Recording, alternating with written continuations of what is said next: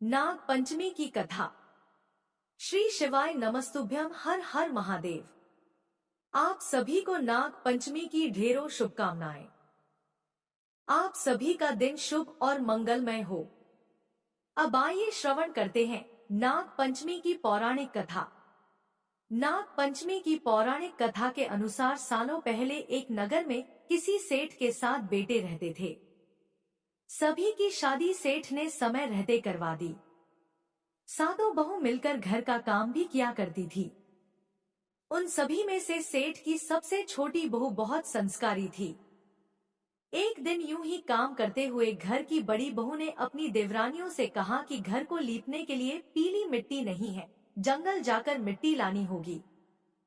जेठानी के ऐसा कहते ही सभी उसके साथ घर लीपने के लिए मिट्टी लाने के लिए निकल गईं। सभी खुरपी से मिट्टी निकाल ही रही थी कि तभी सबसे बड़ी वाली बहू को एक नाग नजर आया। उसे मारने के लिए जैसे ही बड़ी वाली बहू ने खुरपी उठाई, वैसे ही सबसे छोटी बहू ने कहा, जेठानी जी, इसे मत मारिए, इसकी कोई गलती नहीं है जंगल ही तो इसका घर है। अपनी देवरानी की बात मानकर उसने नाग को कुछ नहीं किया। तभी उस छोटी बहू ने नाग से कहा कि आप एक जगह पर अलग से बैठ जाइए, हम तब तक मिट्टी खोदते हैं, फिर आपके पास आएंगे। इतना कहकर सभी मिट्टी निकालने लगी और कुछ देर बाद घर चली गई। सभी के दिमाग से नाग वाली बात निकल गई थी। अगले दिन छोटी बहू को अचानक से याद आया कि उसने नाग को इंतजार करने के लिए कहा था। वो तुरंत अपनी सभी जेठानियों को अपने साथ लेकर नाग के पास चली गई। वहां देखा तो वो नाग उन सभी के इंतजार में उसी जगह पर बैठा हुआ था। नाग को देखते ही छोटी बहू ने बड़े प्यार से कहा, भैया कल हम लोग आपके पास आना भूल गए थे, उस बात के लिए आप हमें माफ कर दीजिए। जवाब में नाग बोला, तुमने मुझे भाई कहा है इसलिए मैं तुम्हें दंड नहीं दे रहा हूँ, नहीं तो अब तक मैं तुम्हें डस चुका होता। आज के बाद से तुम हमेशा के लिए मेरी बहन रहोगी। अब तुम अपने भाई से कोई वरदान मांग लो, मैं तुमसे बहुत खुश हूँ। इतना सब सुनने के बाद छोटी बहू नाग से बोली, मेरा कोई भी सगा भाई नहीं है इसलिए मैंने आपको भाई कहा था, अब से आप मेरे भाई हो। अब हमेशा मेरी रक्षा करना आपका फर्ज है, बस यही वरदान मुझे आपसे चाहिए। नाग ने हर कदम पर साथ देने का वादा किया और अपने रास्ते निकल गया। सेठ की सारी बहुएं भी अपने घर लौट गईं। कुछ समय बाद नाग इंसान का रूप बनाकर अपनी बहन से मिलने सेठ के घर गया। उसने सेठ से कहा कि मेरी छोटी बहन को बुला दो, वो आपकी छोटी बहू है। पहले तो उनके मन में विचार आया कि बहू का कोई भाई ही नहीं था, फिर ये कहां से आ गया। फिर भी उन्होंने अपनी छोटी बहू को बाहर बुलाया। नाग ने फिर अपने साथ में बहन को घर ले जाने की बात की। सेठ ने इसकी भी आज्ञा दे दी। तभी नाग ने अपनी बहन से पूछा, कहीं तुम मुझे भूल तो नहीं गई हो ना? जवाब में बहन बोली, नहीं भैया, मैं आपको बिल्कुल नहीं भूली हूँ। फिर नाग ने कहा, मैं तुम्हें अपने घर लेकर जा रहा हूँ, तुम मेरी पूंछ पकड़कर पीछे पीछे चलती रहना। उसकी बहन ने वैसा ही किया। कुछ ही देर बाद वो एक बड़े से मकान में पहुंच गए। वहां हर तरफ सोना चांदी और अन्य कीमती सामान थे। वहां नाग की बहन आराम से कुछ दिनों के लिए रहने लगी। नाग की माँ भी उसे बहुत प्यार करती थी। एक दिन नाग की माँ ने छोटी बहू को अपने भाई के लिए दूध लेकर जाने के लिए कहा। छोटी बहू ने दूध को गर्म किया और भाई को पीने के लिए दे दिया। अब गर्म दूध पीते ही नाग का मुंह जलने लगा। ये सब देखकर नाग की माँ को बहुत गुस्सा आया। नाग ने किसी तरह से अपनी माँ के गुस्से को शांत किया और बताया कि उसकी बहन को नहीं पता था कि मैं गर्म दूध नहीं पी सकता हूँ।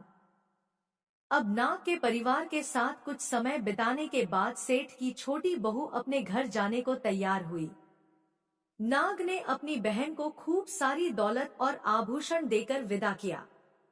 बहू के साथ घर में इतना सारा धन आते देख सेठ और उसकी जेठानियां हैरान हो गई।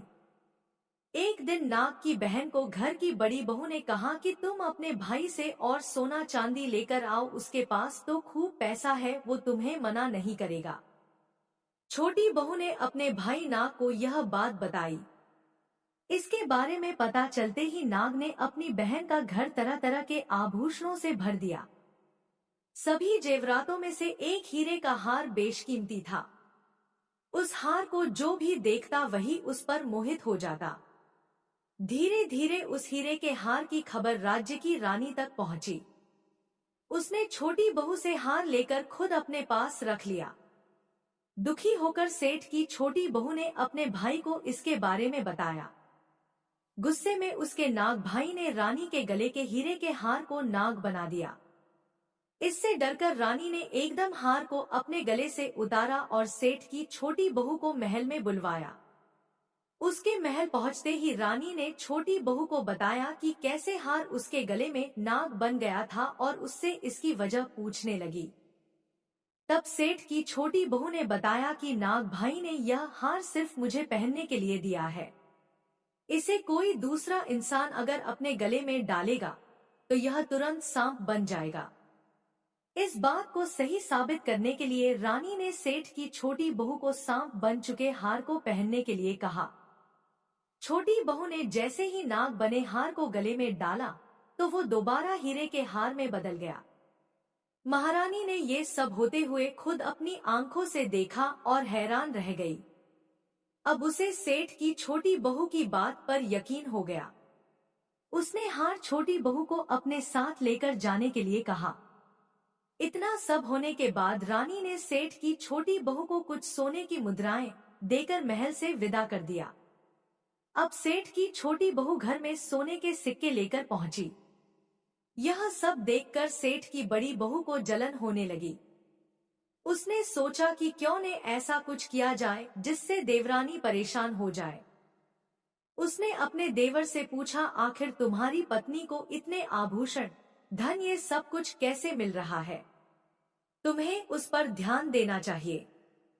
यूं ही तो कोई किसी को इतना सारा धन, जेवरात और सोने के सिक्के नहीं दे देता है। पता करो कि आखिर मामला क्या है।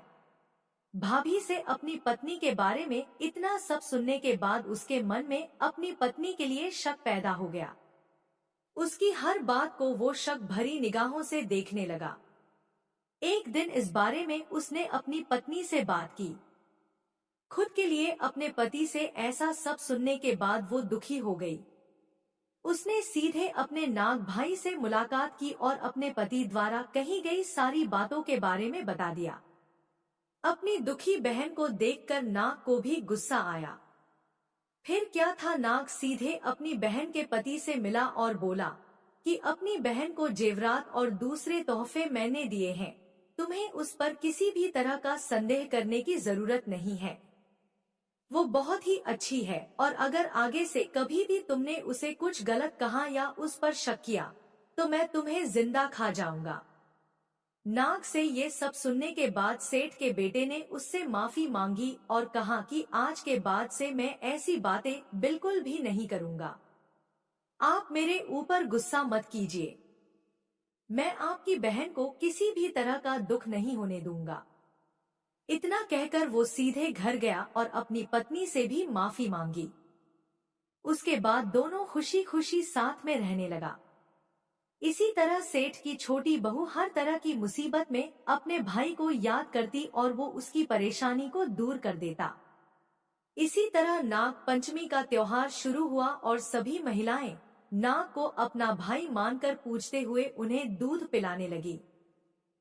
अब आइए श्रवण करते हैं नाग पंचमी की दूसरी कथा, जिसे सुनने मात्र से सभी मनोकामनाएं पूरी होती हैं। एक नगर में एक सेठ जी रहते थे। उनके 7 बेटे और 7 बहुएं थी। इन 7 बहुओं में से 6 बहुओं के तो पीहर थे, लेकिन 7वीं बहू का पीहर नहीं था। जब वह गर्भवती हुई तो उसे घेवर खाने की इच्छा हो रही थी। उसके पीहर नहीं था, तो जब वह पानी भरने जा रही थी तब एक घेवर चुराकर अपने साथ ले गई। वहां जाकर पेड़ के नीचे घेवर रख दिया और सोचा कि पानी भरने के बाद आराम से घेवर खा लूंगी। जब वह पानी भरकर घेवर लेने गई तो वहां घेवर नहीं मिला। उस पेड़ के पास एक बाम्बी थी, उसमें एक नागिन रहती थी। वह नागिन भी उस समय गर्भवती थी। घेवर को देखकर नागिन की इच्छा उसे खाने की हुई और उसने घेवर खा लिया। उस नागिन ने सोचा कि यदि साहूकार की बहू मुझे गाली देगी तो मैं उसे डस लूंगी, और यदि कुछ नहीं कहेगी तो इस बिना पीहर की बहू को पीहर दिखा दूंगी। साहूकार के बेटे की बहू ने कहा कि शायद कोई मेरी जैसी ही होगी जिसने यह घेवर खा लिया। ऐसा सुनकर नागिन बहुत खुश हुई और उसने अपने बेटों से कहा कि तुम इंसान का रूप बनाकर जाओ और साहूकार के बेटे की बहू को लेकर आओ। नागिन के बच्चे इंसान का रूप बनाकर साहूकार के घर चले गए। वहां जाकर उन्होंने कहा कि हम हमारी बहन को लेने के लिए आए हैं। तब सास ने कहा कि पहले तो कभी नहीं आए, इतने दिन कहाँ थे? तब उन्होंने कहा कि जब हमारी बहन का जन्म हुआ तब हम नानी के घर थे, और शादी हुई तब हम परदेश कमाने के लिए गए हुए थे। उन लड़कों ने बहुत सारे कपड़े, गहने और मिठाइयाँ बहन के सास और जेठानियों के लिए ले गए थे। सास अत्यंत प्रसन्न थी और जेठानियां उसे देखकर जल भुन रही थी। सास ने बहू को उनके साथ में भेज दिया। बॉम्बी के पास जाकर उन्होंने कहा, बहन हम नाग हैं। उस दिन जब तुमने पेड़ के नीचे जो घेवर रखा था तब तुम्हारा घेवर हमारी माँ ने ही खाया था। उन्होंने तुम्हें अपनी बेटी माना है, इस नाते से तुम हमारी बहन हुई। बहन अब तुम हमारी पूंछ को पकड़ लो और डरना मत। उनके कहने पर वह पूंछ पकड़कर बॉम्बी में चली गई। वहां पर उन्होंने उसे बहुत लाड प्यार और सुख से रखा। वहीं पर उसने एक लड़के को जन्म दिया। जब उसका लड़का थोड़ा बड़ा हुआ तब की बात है। पड़ोसन ने साहूकार के बेटे की बहू को ताना मारते हुए कहा कि अगर तू तेरी माँ की इतनी ही लाडली है तो तू तेरी माँ से कहना कि आज तो नागों को दूध मैं ही पिलाऊंगी।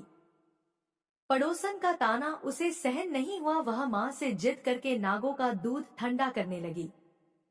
अभी तक दूध ठंडा नहीं हुआ था, उससे पहले ही उसके बेटे ने घंटी बजा दी। घंटी की आवाज सुनकर छोटे बड़े सारे नाग दूध पीने के लिए दौड़ पड़े। जब उन्होंने दूध में मुंह लगाया तो बहुतों का मुंह जल गया। तब नाग क्रोधित होकर बोलने लगे कि हम बहन को काटेंगे। उसकी माँ ने उन्हें समझाते हुए कहा कि इसे मत काटो, यह तुम्हें आशीष देगी। तब साहूकार के बेटे की बहू ने कहा, जियो म्हारा नाग नागिनी, जियो म्हारा खड़िया ओड्या बीर। बीर उठावे देखनीरो चीर, चीर तो फट जाव पर, बीर जीता रेवे। थोड़े दिन बीत जाने के बाद पड़ोसन ने फिर से ताना मारा कि यदि तेरी माँ तुझ पर विश्वास करती तो तुझे 7वें कोठे की चाबी देती। उसने माँ से जिद करके चाबी ले ली और जब ताला खोला तो अंदर झूले में बाबा नाग झूल रहे थे। उसने बाबा नाग से कहा, सत सिया राम बाबा। उन्होंने कहा कि तूने सत सियाराम कर लिया, वरना मैं तुझे डस लेता। तब उसने कहा कि आप तो मेरे पिता हो, मुझे कैसे डस सकते हो? और बोली, ज्यो नाग नागिनी, ज्यो वासुकी नाग। जीन मेरो लाड लड़ाया 9 करोड़ को हार। नाग देवता ने उसको 9 करोड़ का हार दे दिया। माँ ने अपने बेटों से कहा, साहूकार की बहू तो अब बड़े घरों में हाथ डालने लगी है, उसे ससुराल पहुँचा दो। नागों ने साहूकार के बेटे की बहू को बहुत से गहने कपड़े दिए और ससुराल पहुँचा दिया। कुछ दिनों बाद की बात है, उसका बच्चा झाड़ू तोड़ रहा था। ताई ने कहा, झाड़ू मत तोड़, इतना तोड़ने का शौक है तो तू अपने मामा के यहाँ से ले आया होता। सांपों ने सब कुछ सुन लिया और अपनी माँ से जाकर बताया तो माँ ने कहा, 2 झाड़ू सोने की बनवाओ, 2 चांदी की बनवाओ और दे आओ। ताइयां देखकर जल गई और कहने लगी, इसे तो ताने मारने से धन बढ़ता है। कुछ दिनों के बाद की बात है, बच्चा गेहूं बिखेर रहा था। ताई ने फिर ताना मारते हुए कहा, गेहूं बिखेरने का शौक है तो नाना मामा के घर से ले आता, हमारे यहाँ तो मत बिखेर। सांपों ने सुन लिया, फिर जाकर अपनी माँ से कहा। माँ ने कहा, 2 बोरी दाने सोने के गढ़ाओ, 2 बोरी दाने चांदी के गढ़ाओ और दे आओ। ताइयां और जल गई, कहने लगी, इसे ताने मत मारो, इसका धन बढ़ता है। छोटी जेठानी लकड़ी लेने गई, वहां सांप था। उसने सोचा सबसे छोटी को भेजना चाहिए, सांप उसे खा जाएगा तो मुसीबत मिट जाएगी। छोटी बहू लकड़ी लेने गई तो वहां सांप बैठा था। बोली, भैया राम राम। सांप ने झट से पायल दे दिए। छोटी बहू पायल पहनकर छम छम करती चली आई। जेठानियां देखकर जल गई। 2-4 दिन बाद पान की गड्डियों में एक सांप देखा तो बड़ी जेठानी ने सबसे छोटी बहू को पान लेने भेजा। उसने सोचा आज अवश्य सांप काट लेगा। सांप को देखकर छोटी बहू बोली, भैया घर के क्या हाल चाल है? घर में सब ठीक तो है? सबको मेरा राम राम कहना। सांप ने मुंदड़ी पहना दी। जेठानियां फिर जल भुन गई। उसका पति दुकान से आया तब जेठानियों ने सिखा दिया कि तेरी बहू के तो सांप बिच्छू से दोस्ती है।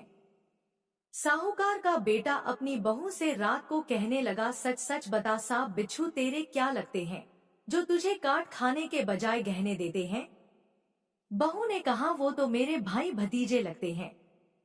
फिर उसने सारी बात अपने पति को बताई। पति ने कहा, तो क्या तेरे भाई भतीजे तुम्हें ही बुलाते हैं? कभी अपने जवाई को यानी हमें तो बुलाते नहीं हैं। आने कोने में छुपे सांपों ने बात सुन ली तो जाकर अपनी माँ से कहा। माँ ने कहा, दोनों को बुला लाओ। वे इंसान का रूप बनाकर दोनों को व बच्चे को बुला लाए। खूब कपड़े गहने देकर तीनों को विदा किया। ऐसा समर्थ पीहर नाग पंचमी की कहानी कहने वाले को, नाग पंचमी की कहानी सुनने वाले सबको मिले। जैसी अनपिहरी वो पहले रही थी, किसी को भी न रखें। जय हो भगवान शिव की, जय हो नाग देवता की।